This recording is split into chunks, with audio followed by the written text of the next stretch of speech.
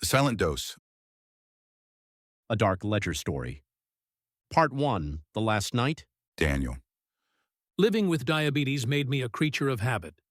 Alarms set for 7 a.m., 1 p.m., 9 p.m. Pens lined up neatly in the drawer by the bed. I tracked my numbers on a notepad Lydia bought me, though she often said I didn't take things seriously enough. That night, January 7th, 2023, I remember the taste. Metallic, bitter, like a coin pressed against my tongue. My skin felt damp, and my vision blurred at the edges. I tried to sit up, but my body wasn't mine anymore. The air was thick. Through the haze, I saw her, Lydia.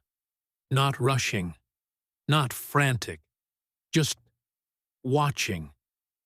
I thought, she'll call, she'll get help. But she only tilted her head, like she was waiting for me to say something. Detective Monroe. The 911 call came in late. Too late. By the time deputies arrived, they knew the window for saving Daniel Harrow was closing fast. The body cam footage still sticks with me. Deputies climbing the stairs, boots thudding on carpet, radios crackling. The bedroom door opening, Daniel lying pale and still, paramedics working desperately. And Lydia?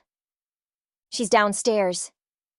Arms crossed, barefoot on the tile, her voice steady as she tells them she just found him. No tears, no panic, no tremor in her voice. Most people, even the guilty, perform. They wail, they collapse, they clutch at their hair. She didn't. That was the first crack. Bodycam transcript. Audio grainy, heavy breathing as deputies climb stairs. Deputies. Subjects unresponsive. Paramedics working. Paramedic. Blood sugar bottomed out, but levels are too low. This isn't natural. Deputy. Where's the wife? Camera pans. Lydia enters frame, standing calmly at the doorway. Deputy. Ma'am, when did you find him? Lydia. About an hour ago. Deputy. An hour? Lydia. Yes, I thought he'd come out of it. He's had these before. Paramedic mutters under breath. Paramedic. Not like this. Neighbor, Mrs. Keene. I was out on my porch that night. Couldn't sleep. Saw the lights first, red and blue flashing against the oak trees. Deputies rushing in. I expected crying, shouting, but it was quiet. Too quiet. Later, I asked one of the EMTs what happened. He just shook his head. Doesn't add up, he said. Nothing about that house ever did. Claire, Daniel's sister. When the sheriff's office called me, I didn't even ask how. I already knew. It wasn't just diabetes. Daniel had managed it for years. He was careful, paranoid even. It was her. He once told me, "Claire, I don't think she wants me around much longer." I thought he meant divorce. I didn't think he meant this. Detective Monroe. Upstairs, the nightstand told the story before the lab ever did. 7 insulin pens, scattered like cigarette butts. I'd seen overdoses, mistakes, but this wasn't a mistake. This was dosage, deliberate, repeated, sustained. Care turned into a weapon. Part 2. Cracks in the Marriage. Daniel. When we first married, I told myself I'd finally found stability. Lydia was confident, charming, the kind of woman who seemed to make decisions for both of us before I even realized a choice needed to be made. At first it was comforting. After years of drifting, her certainty felt like a compass. But certainty has a way of turning into control. She wanted to manage my meals, my schedule, my friends, even the way I spoke to my sister, Claire. Sometimes she'd tilt her head and say, "You'd be lost without me." And sometimes I believed her. Co-worker, Eddie. We worked at the plant together. Quiet guy, reliable. One afternoon he leaned in, whispered, "Eddie, how do you keep the peace at home when your wife wants to control everything?" I thought he was joking, but he didn't laugh. His eyes were rimmed red. You ever feel like you're not a husband anymore? Just property? That stuck with me. Neighbor, Mr. Alvarez. The fights were loud, money mostly. One night I heard it clear. You'd be dead without me. She shouted. Then maybe let me be. He yelled back. The screen door slammed. After that, silence. Marriages don't come back from words like that. Claire. He told me once, she doesn't trust me with anything. Not money, not my health, not even my thoughts. I feel like a patient, not a husband. I said he should leave. He just sighed. You don't know Lydia. She doesn't let go. The way he said it chilled me. Part 3. The Evidence. Prosecutor Daniels. This is not a case about diabetes. This is a case about intent. He held up an insulin pen in a sealed bag. 7 pens, scattered like breadcrumbs. Daniel Harrow did not do this to himself. Someone else did. That someone was his wife.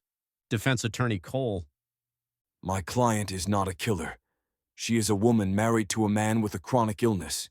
She was exhausted, yes. But exhaustion is not intent. Calmness is not conspiracy. Juror note.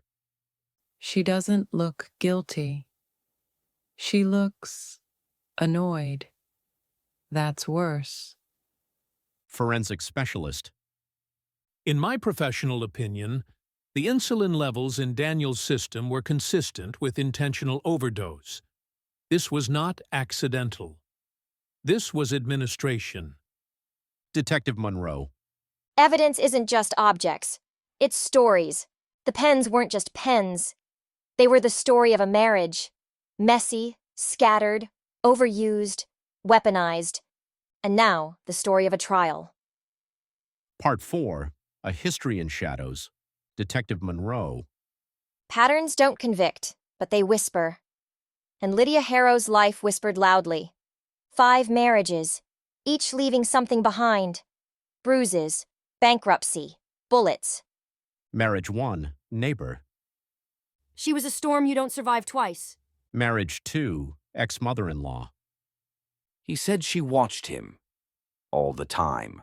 Like a warden, not a wife. Marriage 3. Police report. Bruising observed. Husband declined to press charges. Later, a neighbor recalled him, whispering, "She won't let me leave." Marriage 4. The Minnesota shooting. A fiancé dead. Lydia claiming self-defense. The sheriff believed her. The coroner's notes, the shot fired close, downward, execution style. Claire. When I heard her history, I remembered Daniel's words. She doesn't let go. I thought he meant grudges. He meant life itself. Part 5. The Verdict. Prosecutor Daniels. 7 pens, an hour's delay. Toxic levels in his blood. Daniel Harrow didn't die from diabetes. He died from his wife's hand. Defense Attorney Cole. Negligence is not murder. Exhaustion is not intent. Where there is doubt, there must be acquittal. Jury room. Composite notes. 7 pens, not an accident. She waited an hour. That's intent. How many coincidences do we allow? The vote was close, but not close enough. The verdict. The foreman's voice.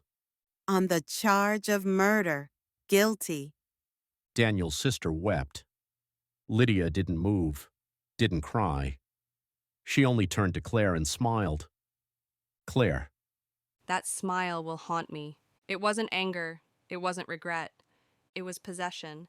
Even in chains, she was still telling me, he was mine. He will always be mine. Detective Monroe. Cases don't end with a gavel. They echo. For some people, love isn't devotion. It's domination. And domination doesn't stop when the door closes behind bars. End of The Silent Dose.